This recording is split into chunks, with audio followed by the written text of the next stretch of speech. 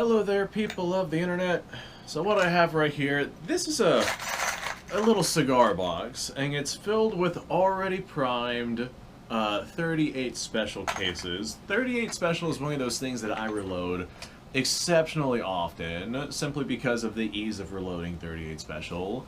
I typically fire it out of my 357 Magnum lever action. It's a really cheap, cost-effective way to be able to plink with something that isn't 22 long rifle, and straight wall cartridges that headspace on the rim of the cartridge can be fired basically indefinitely, especially at the very low pressures that 38 special is being fired at. So, growing up, whenever I was learning how to reload, I actually learned how to reload with 38 special, and I fired it through a 357 Magnum, and I did that this way. If I did something wrong, I had a lot of leeway. Not only that, but the 38 special case, inside of the chamber of a 357 Magnum, you have a lot of stretching on that cartridge case before you got to the point where you had to trim it. Like, basically, it was to the point where if it stretched that much, that case would basically be done and over with because the brass would be so thin, so you would just throw it away. So I never got around to trimming my 38 special cases, and that's just, I mean, to this day, I don't think I've trimmed a single 38 special case ever. 357 Magnum case, that's a different topic, that's a different story, but your 38 specials, I don't think I've ever trimmed a single one of them. So, I want to talk to you guys about whenever I was first beginning to learn how to reload. Whenever I was learning how to reload, I had one of these, a cap and ball revolver, and I had learned basically how a cartridge works, learning how these things right here work. You got your gunpowder inside the chamber, you push your bullet down on top, and then you got your percussion cap that you set on the back. And I was like, hey, that's basically the same thing that is done to these brass cases, so why don't I just start loading these the same way? So I went out and I got myself, I actually got it right over here, I went out and I got myself the absolute cheapest scale that I could find. This isn't the most accurate, but for 38 special, it worked fine. So I got this right here so I could weigh out the gunpowder, and I got myself a bullet mold. Do I have one here that I can show off? No, I do not. I went out and I got myself a bullet mold. And my father at the time was working, like, he had a mechanic shop and he had a wheel weight machine, and he was constantly just going through wheel weights left and right, so I had just a tremendous amount of lead that I could play with. I used a cast iron skillet and that bullet molding. I would mold my own 38 special bullets. I had like a 158 grain lead mold for those. And I had an uncle at the time, and he actually used to make his gunpowder, or he used to make his own black powder, and he would keep it in these 55-gallon plastic drums that he would seal with wax.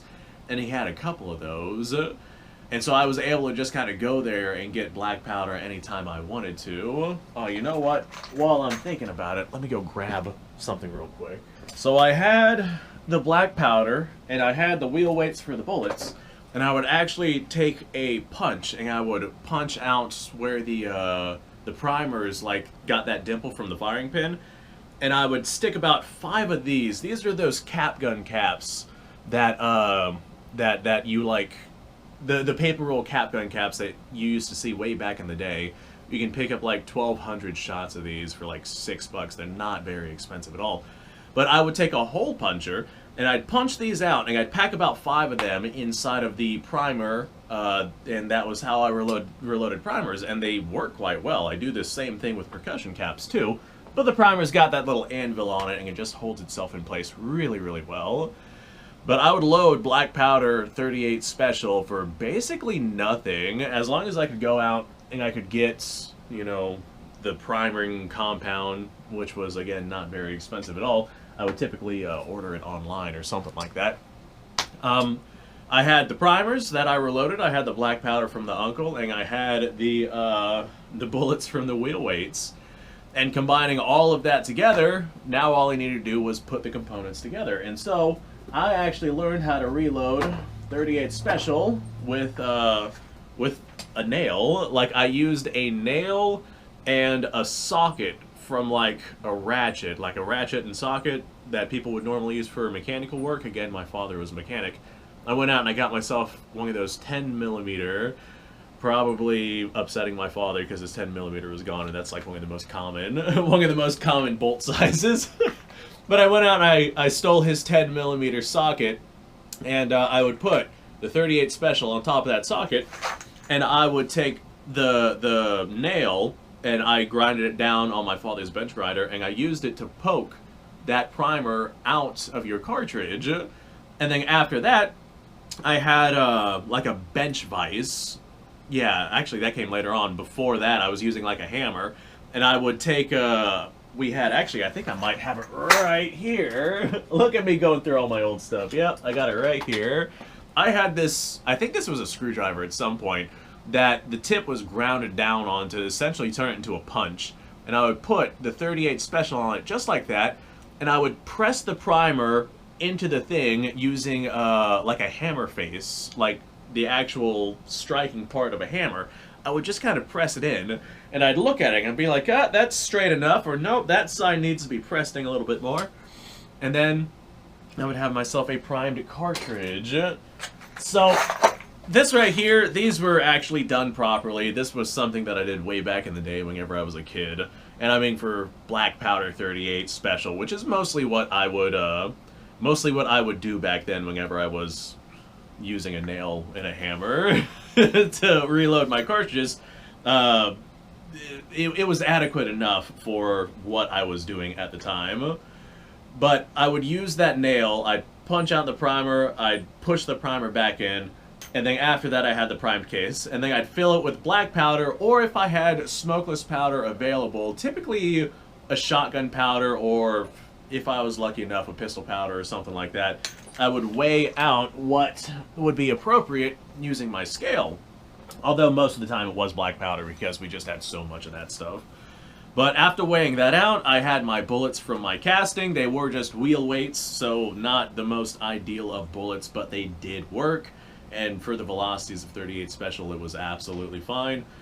And that was how I sent lead downrange. Now, I have had people ask me, how do you size the brass so the bullet doesn't just fall out of the case? For the most part, with 38 special, I found that you didn't really need to. I found that 38 special brass did not really expand to the point to where it would not hold the bullet. But in the event that I came across a bullet that needed a little, or I came across a shell that needed a little bit more help, do I have one around here somewhere? I have everything else around here apparently, but no, it does not look like it. My father, for his mechanical work, he had a pair of electric wire crimps, and if it got to the point to where these right here were too expanded to comfortably close around that bullet and not have the bullet move or anything, I would take that pair of wire crimps and I'd actually crimp the brass around that bullet. And that also worked exceptionally well. Now, this right here is not advice that I'm giving on people telling them how to actually go about reloading with a nailing a hammer. I definitely recommend that you do, like, proper reloading with your things. But this is just me telling an anecdotal, is that the word I'm looking for? This is me over here telling a story that I did whenever I was younger, and it is for entertainment purposes only. But I had that wire crimping. I would use that to crimp the bullet in place if I felt that the shell was not adequate enough to actually hold that bullet in place. Now, as far as actually pushing the bullet into the case, for the most part, we had enough tension to be able to do that, and I just used, again, that hammer. I would take that hammer and I would gently press that bullet into the brass until it got to the spot to where I could see, like, that particular mold I had, it had like a gas ring around the actual bullet itself where you would normally crimp that bullet at, but in my case I didn't have a bullet crimp or anything like that. I didn't have dies, I didn't have a press, I didn't have anything back then. I had a hammer and a nail and a will to live. But yeah, I would literally just kind of press that bullet in there and visually inspect every single round that I had, and that was just what I did. Now, with very low power cases like what we have right here, being fired out of a manually operated system like a lever action, I was able to get away with these things. do not try doing this with rifle rounds. Like, do not try doing this with full power cartridges, and do not do this with anything that is a semi-automatic. Just don't do that, because I have no idea what the end result of that would be. But the rifles that I was using, they were very, very, very strong. Like, they were, I think that those were 94 actions, like Winchester 1894 actions that I would run those through. Very strong actions, no matter what I messed up on with 38, it was rated for 357 Magnum, so it would have been fine. So that's my story on how I used to reload with a nail and a hammer, and thanks for watching. I appreciate your time. It was not good reloading practice, I know that. I'm sure people are going to get absolutely upset with me down in the comments below. Kids do crazy, stupid things. It's just what we do. To this day, I still use these for reloading my primers. That's why I have this right here, because this works exceptionally well, especially if we're talking about black powder, because black powder just ignites much easier than smokeless powder. Shove 5 of those inside of a primer, and you're going to do pretty good in terms of reliability of ignition. So thanks for watching. Appreciate your time. Like, subscribe, share. Description below is a link to all sorts of stuff. Go check it out. You guys go off. Have yourself a fantastic day. Now I have a mess around me that I have to clean up. I'll see y'all later.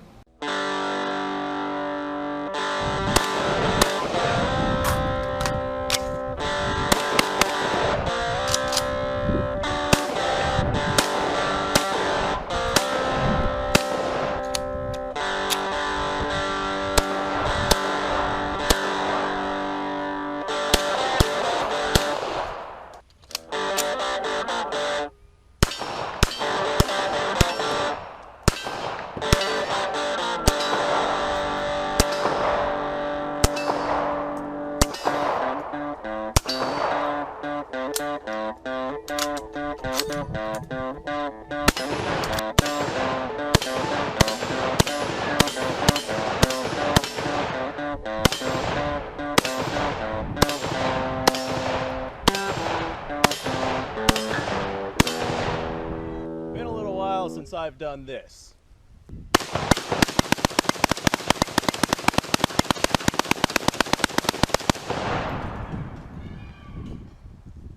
Bonnie and Clyde be damned.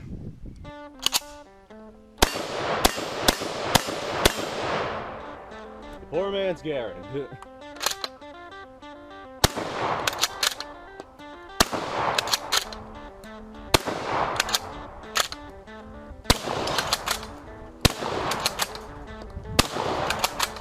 It's a shame that bolt-action shotguns aren't more mainstream.